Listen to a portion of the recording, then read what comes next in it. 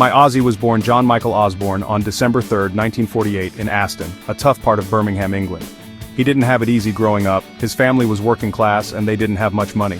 He struggled in school, partly because of his dyslexia, which nobody really understood back then. School was a nightmare for him, and he left when he was only 15. He tried all sorts of odd jobs, from working in a slaughterhouse to being a plumber's apprentice, but nothing ever stuck. Music was his only real escape, his one true passion. He knew from a very young age, listening to the Beatles, that he wanted to be a rock star. It was a dream that seemed impossible for a boy from his background, but Ozzy was always a dreamer. It was in the gritty, industrial landscape of Birmingham that he found his calling. In 1968 he put an ad in a local music shop that famously said, "Ozzy Zig needs gig." He soon connected with three other lads, from his area guitarist Tony Iommi, bassist Geezer Butler, and drummer Bill Ward. Together, they formed a band that would change the world of music forever. They called themselves Black Sabbath, a name inspired by an old horror film. Their sound was something entirely new. It was heavy, dark, and powerful, completely different from the happy pop music that was popular at the time. They created a genre that people now call heavy metal, and my Ozzy was right at the front of it all, the voice of a generation. Black Sabbath became absolutely massive in the 1970s. Their songs weren't about love and flowers, they were about war, reality, and the darker side of life, which really connected with young people. Everyone knows their biggest songs, Paranoid, Iron Man, and War Pigs. These weren't just songs, they were anthems. Ozzy's unique wailing voice and his wild energy on stage made him a star. He was completely mesmerizing to watch, a true showman. But with all the fame came a lot of trouble. The band partied hard, and Ozzy's struggles with drink and drugs started to get a bit out of control, even for a rock band. It was a crazy, chaotic time, full of incredible highs and terrible lows for him. Eventually the lifestyle took its toll. The rest of the band couldn't handle his unpredictable behavior anymore, and in 1979 they made the difficult decision to fire him. For Ozzy, it was devastating. Black Sabbath was his whole life, his creation, and suddenly he was out on his own. He fell into a deep depression, thinking his career was completely over. He locked himself away, lost and without any direction. He had created this incredible legacy, this whole new type of music, only to lose it all. It was a very dark period for him, but what nobody knew then was that it was also the beginning of a whole new chapter, one that would make him an even bigger star than he already was. After Black Sabbath, Ozzy was completely broken. He thought it was the end. That's when I stepped in. I was his manager's daughter, and I saw something in him that nobody else did.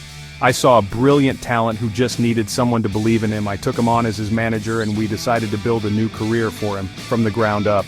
We put together a fantastic new band with the incredible guitarist Randy Rhoads. In 1980 he released his first solo album, Blizzard of Oz. It was a massive success, and the song Crazy Train became his signature tune. It proved to everyone that Ozzy wasn't finished, he was just getting started. He was back, and he was bigger and better than ever before. His solo career was absolutely huge. He released hit after hit, like Bark at the Moon, No More Tears, and the beautiful ballad Mama, I'm Coming Home. His music was still heavy, but it was also melodic and incredibly popular. He sold millions of albums all over the world, more than 55 million as a solo artist. He became known for his outrageous stage shows. People came to see him not just for the music, but for the spectacle. He was the Prince of Darkness, a character he played brilliantly. But behind the madness, he was a true professional who loved performing for his fans more than anything else in the world. He gave them everything he had, every single night on that stage. Of course, you can't talk about Ozzy's concerts without mentioning the crazy stories. He was famous for his wild behavior. The most infamous story, which everyone still talks about, is when he bit the head off a bat during a concert in 1982. He thought it was a rubber toy, but it turned out to be real. It became part of his legend. Another time he got into trouble for urinating on a historic monument near the Alamo in Texas. These stories made him notorious, a real rock and roll rebel. It was all part of the package, the madness that people loved him for. He wasn't just a singer, he was a phenomenon, a character larger than life itself. Beyond the stage, he also created something incredible for the entire metal community. In 1995, he launched Ozzfest, a massive touring festival. It was his way of giving back to the music scene that he loved so much. Ozzfest gave a platform to so many new and established metal bands, helping them reach huge audiences. It ran for years until 2018 and became a legendary part of rock history. It showed that Ozzy wasn't just a performer, he was a leader in his genre. He was the godfather of heavy metal, and Ozfest was his gift to all the fans and bands who followed in his footsteps. It was his way of keeping the music he created alive and well. My life with Ozzy has been a whirlwind from the very beginning. We got married on July 4, 1982 in Hawaii. It was a wild ride, but we built a family together. We have 3 amazing children, Amy, Kelly, and Jack. Ozzy also has 2 children, Jessica and Louis, from his first marriage. Our house was always chaotic, full of love, laughter, and a lot of madness. Ozzy was a rock star on stage, but at home he was just Dad, a very funny and loving, if slightly unconventional, father. He adored his children more than anything. Our family became the calm center of his crazy world, the anchor that kept him grounded through all the ups and downs of his career and his personal battles. In 2002, we did something that no one expected. We opened our home to the world with our MTV reality show, The Osbournes.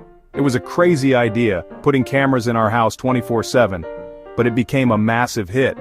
People got to see a completely different side of Ozzy.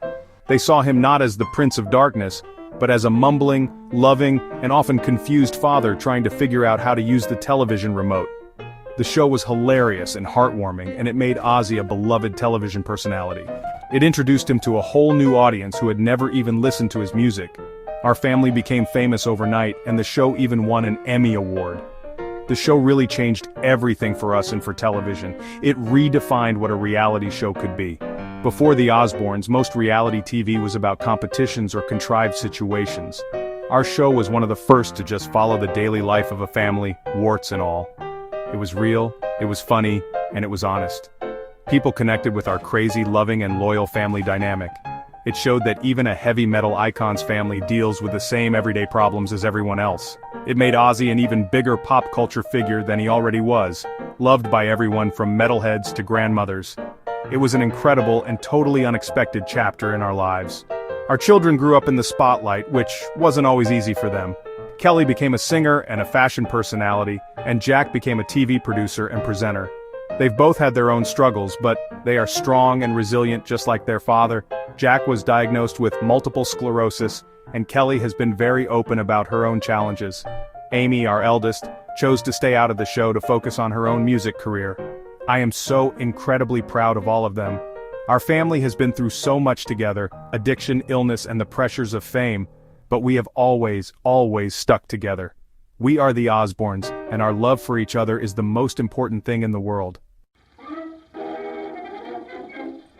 In his later years, Ozzy faced some very serious health battles.